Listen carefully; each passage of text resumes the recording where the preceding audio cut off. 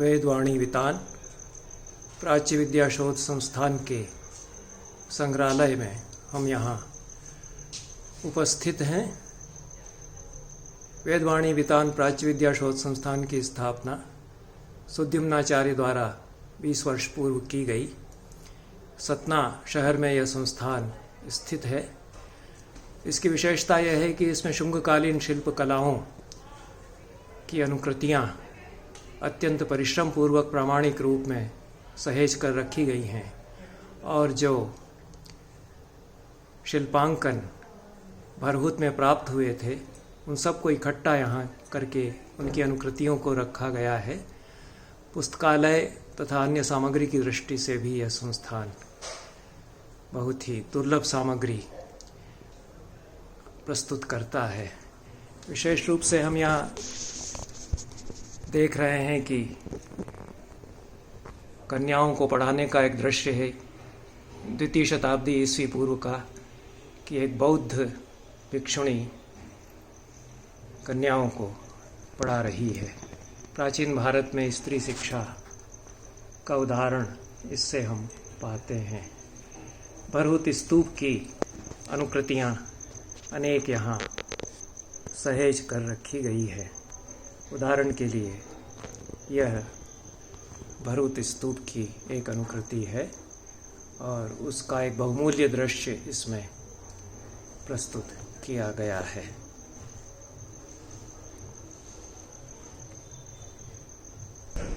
सुद्युम्नाचार्य जी चूँकि संस्कृत के जाने माने विद्वान हैं, राष्ट्रपति सम्मान से सम्मानित हैं। जो कलाकृतियों की अनुकृतियाँ उन्होंने प्रामाणिक रूप से उसी आकार में बहुमूल्य प्रस्तरों पर ठीक उसी की अनुकृति के रूप में यहाँ प्रस्तुत की हैं, उनके साथ जो विवरण उन्होंने दिया है वह शोधकर्ताओं के लिए बहुत ही उपयोगी है। ये जो दृश्य आप देख रहे हैं उसके ऊपर शिलालेख है ब्राह्मी लिपि में। इसमें संस्कृत के महावैयाकरण पाणिनि तथा महावैयाकरण वरुरुचि से जुड़ी हुई दुर्लभ कहानी उसका शिल्पांकन किया गया है। महर्षि पाणिनि मगध में महापद्म नंद के राजभवन में उपस्थित हुए और उनकी वररुचि के साथ शास्त्र चर्चा हुई और उसकी एक कहानी है पूरी जो वड्ड कहा में मिलती है, बृहत कथा श्लोक संग्रह और कथा सरित सागर में मिलती है। उसके श्लोक भी इन्होंने उसके साथ लिख दिए हैं, कहानी भी वह दे दी है। इस प्रकार का शिल्पांकनों का संपूर्ण विवरण पूरे प्रामाणिक जानकारी के साथ अन्यत्र कहीं नहीं मिलता है। इस भरहुत से प्राप्त कलाकृतियाँ कलकत्ता में, ग्वालियर में तथा अन्य संग्रहालयों में ले जाई गई, वहाँ रख दी गई, पर उनका इस प्रकार से विवरण नहीं दिया गया है। अगली इसमें भी आप देख रहे हैं कि ये जो पूरा ब्राह्मी लिपि में लेख है इसका लिप्यंतर किया गया है और ये भरहुत के स्तूप के साथ जो मिलता है यह हम यहाँ देखते हैं। बहुत सारे दृश्य हैं भरहुत के और बहुत बहुमूल्य हैं। जातकों की कथाएं हैं और राम और सुग्रीव का प्रथम साक्षात्कार उसका यह दृश्य है, उसके साथ शिलालेख भी है। इसके बाद आप यह देख रहे हैं कि महामाया देवी का स्वप्न, बहुत ही सुंदर दृश्य है जो वो हाथी को देखती हैं स्वप्न में, उसका एक मनोहारी दृश्य इसमें अंकित किया गया है। एक भरहुत के स्तूप में ये बहुत ही सुंदर दृश्य है। कौशल राज अपने यात्रा पर जा रहे हैं और प्रदक्षिणा का भी दृश्य है और धर्मचक्र इसमें अंकित है। यह गौतम बुद्ध के सम्मुख इंद्र उपस्थित हैं इस दृश्य में और सतना से ये प्राप्त हुआ शुंगकालीन शिल्पांकन और यह भी देवी का शिल्पांकन है। ये श्री माँ देवता है, ऋग्वेद में श्री देवी के नाम से जिनका वर्णन मिलता है। शिल्पांकनों में देवी देवताओं के नाम हैं, लोक प्रचलित नाम भी मिलते हैं। उनका वैदिक साहित्य से जो अंतर संबंध है उसको भी यहाँ जो विवरण दिए गए हैं उसमें समझाया गया है। यह भरहुत के स्तूप का मुख्य द्वार है और इस समय भरहुत जो सतना के निकट है लगभग 30 किलोमीटर दूर, वहाँ स्तूप के केवल अवशेष बचे हैं। अन्य सभी कलाकृतियाँ वहाँ से संग्रहालयों में स्थानांतरित की जा चुकी हैं। केवल यही एक स्थान है जहाँ हम उसकी दुर्लभ कलाकृतियों को एक साथ मूल रूप में देख पाते हैं। यह भी शुंगकालीन प्रतिमा है, इस समय कलकत्ता के संग्रहालय में रखी हुई है। यह नर्मदा देवी की मूर्ति है। और इसके बाद आप ये देख रहे हैं भरहुत स्तूप में उत्कीर्ण यक्षिणी, उसकी यह प्रतिमा है। एक अत्यंत ही दुर्लभ शिल्पांकन है शुंगकालीन, और सुजातो गौतो जातक उसकी एक कथा इसमें उत्कीर्ण की गई है। ऊपर जो ब्राह्मी लिपि में आप देख रहे हैं यह भी सुजातो गौतो जातक उस पर लिखा हुआ है।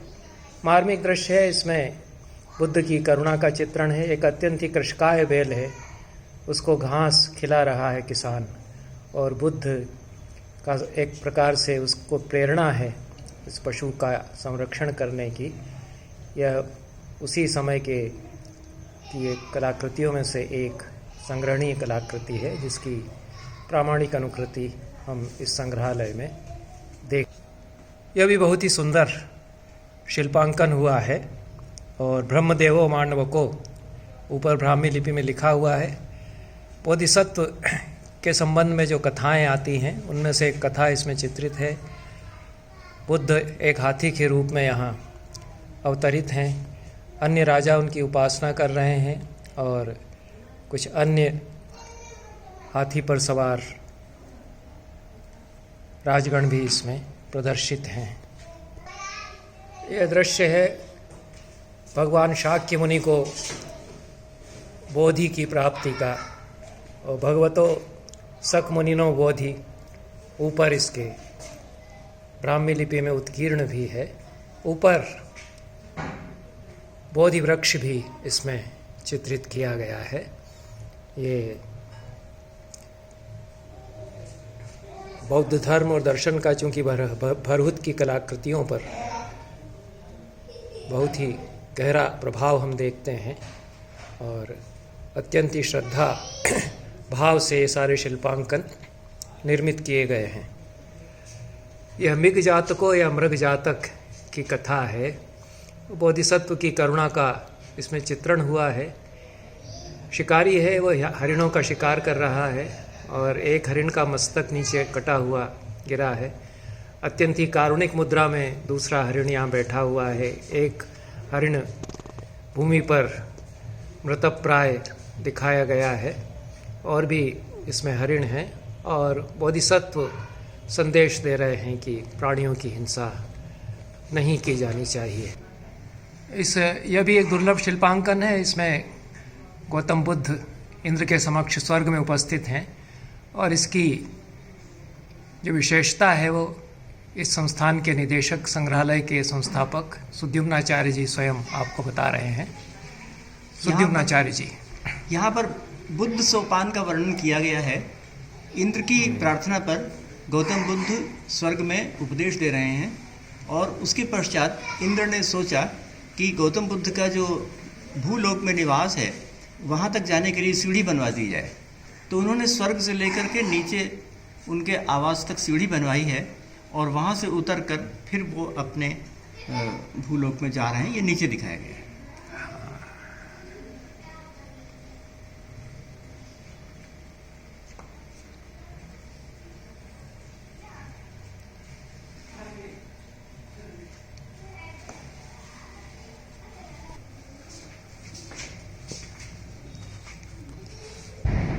यह दुर्लभ दृश्य भरहुत स्तूप से प्राप्त किया गया है। इसमें विंध्य में घटित तीर्थ यात्रा की कहानी दिखाई गई है। इसमें एक तीर्थयात्री घोड़े के पीछे अवस्थित है तथा उसके आगे उसकी पत्नी, सुलब्ध की पत्नी घोड़े को आगे चलने के लिए प्रेरित कर रही है। इससे प्रतीत होता है कि विंध्य की महिलाएं भी उसमें घुड़सवारी किया करती थी। यह अत्यंत सुंदर चित्र ऋषिपत्तन मृगदाव सारनाथ वाराणसी का है। वहाँ पर एक हिरण उपस्थित है और एक शिकारी उसका वध करने के लिए जा रहा है और करुणा से अभिभूत होकर गौतम बुद्ध ने उसको कहा है कि उसका वध ना करें। यह दृश्य यहाँ पर दिखाया गया। वेदवाणी वितान प्राच्य विद्या शोध संस्थान के संस्थापक, निदेशक तथा इस संग्रहालय की परिकल्पना जिन्होंने की है, संस्कृत के प्रतिष्ठित विद्वान आचार्य सुद्युम्नाचार्य जी सामने आपके हैं। हम उनसे जानना चाहते हैं कि इस शोध संस्थान की स्थापना के पीछे क्या उनका ध्येय था और इतना सुंदर भव्य संग्रहालय इतनी महत्वपूर्ण अनुकृतियों के साथ जो उन्होंने यहाँ प्रस्तुत किया है, बहुत अपना श्रम, अनेक वर्षों की साधना और अपने साधन से उन्होंने यह सब सामग्री प्रस्तुत की है। तो उसके पीछे इनकी क्या परिकल्पना थी, क्या आकांक्षाएं थीं और भविष्य में इसके संस्थान के लिए क्या उनकी योजनाएं हैं। विंध्य के प्राचीनतम स्तूप का नाम भरहुत स्तूप है और यह आज से 2200 वर्ष पहले सम्राट अशोक के द्वारा बनवाया गया था। सारनाथ में जिस प्रकार का स्तूप है और सांची में जिस प्रकार का स्तूप है, ठीक उसी प्रकार का स्तूप यहाँ विंध्य भूमि में भी बनवाया गया था और इसमें अन्य स्तूपों के समान अनेक कलाकृतियाँ वर्तमान थीं। विंध्य भूमि का यह सबसे प्राचीन स्मारक है और इससे पहले कोई भी कलाकृति विंध्य भूमि में प्राप्त नहीं होती। यह स्तूप क्योंकि बौद्ध स्तूप के नाम से जाना जाता है, इसलिए यह स्वाभाविक है कि बौद्ध की घटनाओं का अत्यंत चित्रण यहाँ पर उपस्थित किया गया है।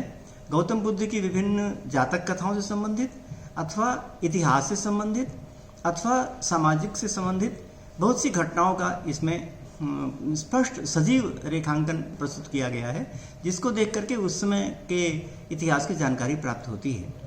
इसके पश्चात यहाँ पर लगभग 1874 में यहाँ के अंग्रेज़ों के ज़माने में पुरातत्वविद लॉर्ड कनिंघम ने यहाँ की संपूर्ण कलाकृतियों को कोलकाता में स्थानांतरित कर दिया और इस समय वे इंडियन म्यूजियम में प्राप्त होती हैं। इस प्रकार यहाँ पर लगभग कोई भी कलाकृति यहाँ पर विंध्य भूमि में उपलब्ध नहीं है।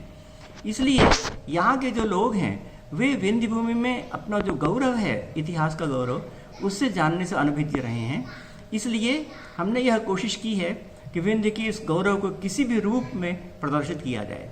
तो हमने यहाँ पर भरूच चित्रकला मूर्तिकला म्यूजियम के अंतर्गत बहुत से सैकड़ों फोटोग्राफ, 20 ठीक उसी प्रकार की लाल पत्थर में बनी हुई अनुकृतियाँ, शिलालेख, फोटो एल्बम, डॉक्यूमेंट्री फिल्म इत्यादि सभी का निर्माण कराया है। इसमें हमने रिसर्च करते समय ऐसी चीज़ें पाई हैं जो कि इस पर विद्वानों का ध्यान बहुत कम गया है। हमने ये पाया है कि यद्यपि यह बौद्ध स्मारक के रूप में कहा जाता है, परंतु इसके साथ साथ कालक्रमानुसार गुप्त पीरियड में यहाँ पर हिंदू अथवा अपने प्राचीन देश की जो घटनाएं हैं उनका भी वर्णन हुआ है। यहाँ पर इलाहाबाद में जो भारद्वाज आश्रम है वहाँ पर राम के उपस्थित होने का वर्णन किया है। वहाँ पर विदेह में जो जनक की सभा है उसकी एक घटना का वर्णन किया गया है। यहाँ पर राम सुग्रीव का जो आपस में वार्तालाप है उसका भी वर्णन किया गया है और वो इतना प्रभावकारी बन पाया है कि लॉर्ड कनिंघम ने अपनी जो पुस्तक है उसमें सबसे पहले फ्रंट पेज में इस राम सुग्रीव की वार्तालाप का वर्णन उद्धृत किया है। इसी प्रकार से पाणिनि और वररुचि से संबंधित कहानी का भी यहाँ पर वर्णन किया गया है। तो इस प्रकार ये सामासिक संस्कृति का एक भव्य उदाहरण बन पाया है। मैं ये फिर से कहूँ कि इस सामाजिक संस्कृति के संबंध में इतिहासकारों का ध्यान कम गया है और मैंने इस भरूच म्यूजियम में इस ओर ज़्यादा ध्यान आकर्षित करने की कोशिश की है कि यद्यपि यह बौद्ध स्मारक है परंतु इसमें बहुत सी अन्य घटनाएं और चीज़ें, अन्य इतिहास, समाज और संस्कृति और हिंदू देवी देवताओं इत्यादि से संबंधित भी रही हैं। इसलिए इसका वर्णन हमने सोचा कि यहाँ पर इन लोगों को देखने के लिए इस म्यूजियम की स्थापना की जाए। धन्यवाद। बहुत बहुत धन्यवाद।